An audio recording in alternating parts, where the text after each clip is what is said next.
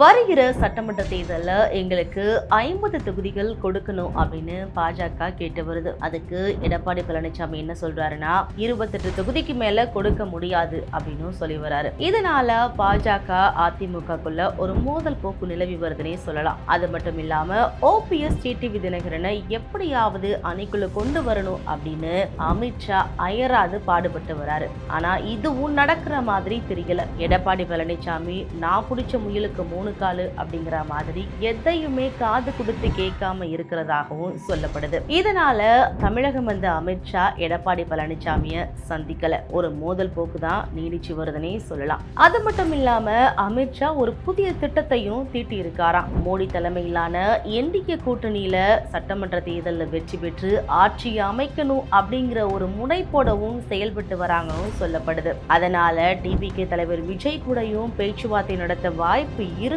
பேசப்பட்டு வருது. என்னதான் நீங்க பண்ணாலும் பீகார்ல நடந்த மாதிரி தமிழகத்துல நடக்காது. தமிழகத்துல ஒருபோதும் தாமரை மலராது.